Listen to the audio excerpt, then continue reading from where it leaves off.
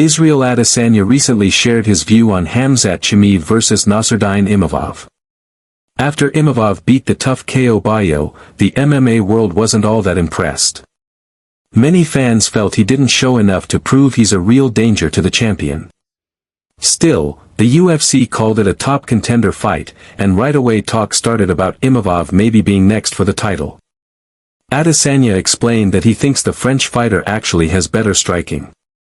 And if he can stop Khamzat's wrestling, then yes, he might cause problems. And Izzy has a point, but in reality, when you're fighting a wrestler, your striking often doesn't look the same. It's different. You can't throw with full freedom because at any moment the takedown can come. We've seen this again and again. Sean O'Malley against Merab, Alex Pereira against Ankalaev. Even though Ankalaev isn't a pure wrestler, the danger was there. And of course, Conor McGregor against Khabib. The risk of the takedown changes everything, and that factor must also be kept in mind. What do you think about this fight? MMA fans, share your thoughts below. Oh. Khamzat versus Imavov, but I'm not going to just cancel out Imavov now because his takedown defense, if he can take away the wrestling from Khamzat, he'll give him problems. That's what you have to do. Khamzat can strike, but I see what I see. But his wrestling is his main weapon, and he commits a lot to the wrestling. Gets the fucking grip, he takes people down, keeps them down. So if Nassourdine can get past that, he'll give Khamzat problems. But right now, Khamzat's on point. He's got the momentum behind him, and so does Imavov. Who's gonna win? We'll see. But till then, Makhachev just did a press conference with Russian channel Tower GSK, and he talked about the biggest topics around him right now. Let's break it down. First, Islam said he feels strong, feels healthy, and that moving to 170 pounds for his title fight with Jack Della Maddalena is going perfectly. Everything is smooth, the weight feels right, and he seems ready for the next test. Then the subject of Ilia Topuria came up, and Islam admitted there have been talks with the UFC about that fight, but he stressed nothing will happen until after Jack. He didn't want to say too much about Ilia, keeping his focus on the current job. But he didn't rule the fight out either. When asked about fighting Arman Tsarukyan in the future, Islam was very clear, saying it would be tough to find motivation to cut down to lightweight just for him. The only fight that really excites him enough to make that cut would be a super fight with Ilia Topuria. It's worth noting this fight was almost finalized if not for Belal Muhammad losing his belt to Jack Della Maddalena. Still, Islam didn't hold back, saying he thinks Ilia is dodging Tsarukyan, and that if it happens, Arman would be the hardest test of Topuria's whole career at lightweight. For now, Team Khabib looks ready for at least one welterweight title defense, with Shavkat Rakhmonov or Kamaru Usman seen as the top options for the next shot. Next. Я хотел задать вопрос Исламу. Считаешь ли ты Армана самым серьезным соперником для Ильи? И не кажется ли тебе, что Топурия избегает его? Ну, что избегает, не секрет. Я уже видел там баталии в интернете, где он говорит, я лучше завершу карьеру, чем буду с ним драться. И я думаю на данный момент, что Арман набрал хорошие обороты, и это самый серьезный экзамен для чемпиона.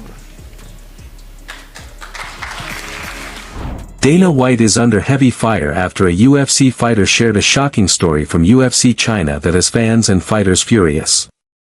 Kiefer Crosby, who fought at UFC Shanghai, revealed that after getting knocked out by Nouraji Taik, including an illegal knee that deserved more than a point taken, he was left to deal with everything alone. Crosby said no doctor checked him. No concussion test, no brain scan, nothing. Just stitched up and pushed into a taxi while suffering a major concussion and whiplash. He said he was treated like a dog, and honestly, it might have been even worse. This isn't the first time fighters felt abandoned overseas.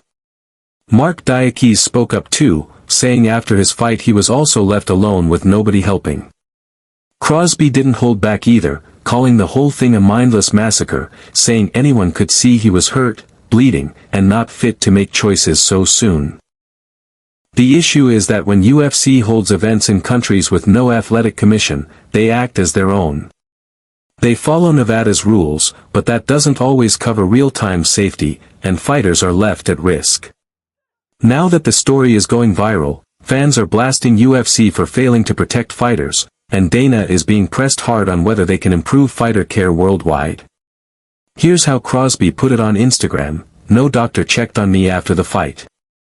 No brain scan, no concussion test, no questions on how I was doing. No medicine given even with a concussion and whiplash. Just stitched up, shoved in a taxi, and told good luck. Nobody cares. It's sick. We put our lives on the line every fight.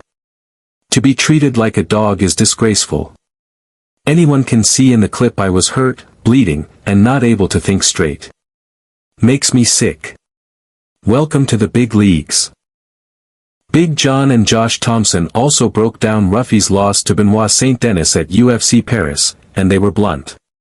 The French star went 5-0 on the card, while the Fighting Nerds took 2 losses with Caio Bahalio and Mauricio Ruffy. Ruffy's defeat was brutal. BSD didn't just win, he crushed him on the ground and forced a tap, leaving no debate.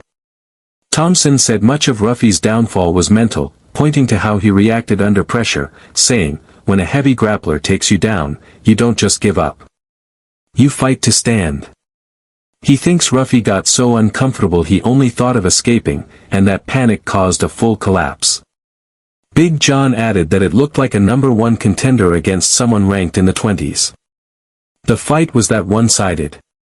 UFC Paris ended as a statement night for BSD, and Ruffy's loss hurt the Fighting Nerds because it wasn't just a defeat, it was a total beatdown.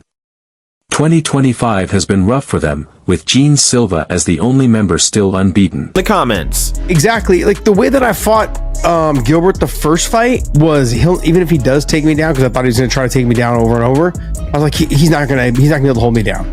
Even if he does, I'm getting back up. Saint Denis had that mentality tonight, just like Imavov had that mentality tonight, and Ruffy didn't have that. He had, okay, look, after I lost my first takedown, it was over. It was, I didn't want to be here. It was too difficult to get myself back up. And the second takedown, when it happened so easily, it was gone. Yeah. Everything was like, I don't want to be in here at all. I can't stop the takedowns. He's strong. You can see that Saint Denis is very dense, like his body almost feels like when he grabs you and he just hangs on you and holds you, you're like, damn, this is rough. He's strong. He's controlling. Yeah, very strong, very controlling, very dense body, and Ruffy just had no answer. And so I feel for him. He's got a lot of talent, a lot of abilities. If I'm him, I go back to the drawing board, but I go back to the drawing board in terms of wrestling. That's it from MMA Psycho. Thanks for watching. Don't forget to leave a like.